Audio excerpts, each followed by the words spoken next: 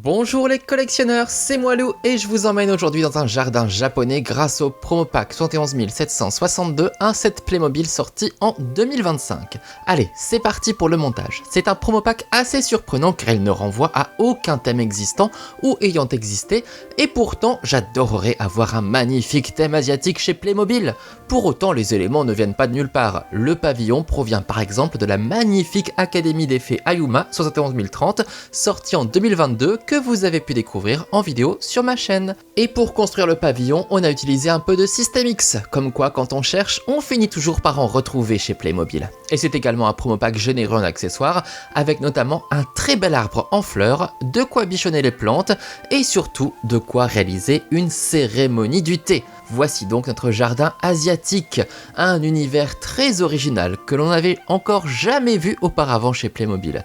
Je trouve ça très intéressant que la marque s'intéresse à d'autres univers et j'espère surtout que cela puisse donner des idées pour des gammes originales par la suite. Et vous, que diriez-vous d'une gamme asiatique? Ce serait super, non? Allez, on va commencer par découvrir le pavillon qui n'est en réalité constitué que de 2 bouts de mur. On peut se dire que c'est une jolie décoration plutôt qu'un vrai pavillon du coup. Pour autant, le design est assez réussi et évoque effectivement avec brio le Japon, que l'on retrouve également jusque dans le toit qui nous rappelle les pagodes. Et dessus, on a une statuette dorée de dragon pour décorer. Est-ce qu'il n'est pas trop mignon? Toujours dans les décorations, on trouve ce petit arbre particulièrement bien taillé qui rappelle bien évidemment les bonsaïs. Il va falloir en prendre soin. Mais c'est surtout le cerisier en fleurs que je trouve absolument magnifique. Ces teintes de rose qui rappellent évidemment la floraison des sakuras, c'est la fleur emblématique du Japon, je le rappelle. C'est vraiment trop beau. On a même accroché quelques lampions aux branches pour égayer l'arbre. Bien, c'est l'heure de s'asseoir pour prendre le thé. Sur les coussins, je vais donc installer Marisushi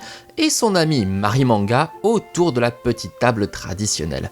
Au Japon, la cérémonie du thé est une véritable institution avec ses propres codes. C'est un moment privilégié pour l'esprit. Bon, ça n'empêche que Marisushi est venue avec ses boulettes de riz.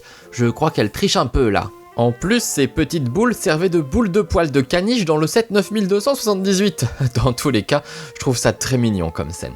À côté du pavillon se trouve un petit bassin où jouent des pandas. Bon, les pandas c'est chinois, donc on a un peu un mélange pour le coup. On a le parent avec son bébé, 2 figurines très réussies apparues pour la première fois en 2003 dans le set 3241 du thème du zoo. Il n'a pas changé depuis ce panda, il reste toujours aussi attachant. Évidemment, on retrouve du bambou pour qu'il puisse se nourrir, il a un appétit très sélectif. Ses pattes avant ont d'ailleurs des pinces comme celles des figurines Playmobil pour pouvoir attraper n'importe quel objet, donc là on le voit déguster ses feuilles. Et pendant ce temps, le petit peut se reposer sur un plateau accroché à l'arbuste. Marisushi est généreuse, elle a même de quoi nourrir ses amis les pandas. Merci à elle. Concernant le bassin, on est censé voir en transparence les carpes koi qui se baladent dans l'eau. Je trouve malheureusement que l'eau n'est pas assez translucide. Même si on arrive à distinguer les formes, ça aurait valu le coup d'avoir un peu plus de transparence. Mais l'idée est sympa. Je reviens sur le look de Marimanga et Marisushi parce qu'elles sont définitivement ultra stylées.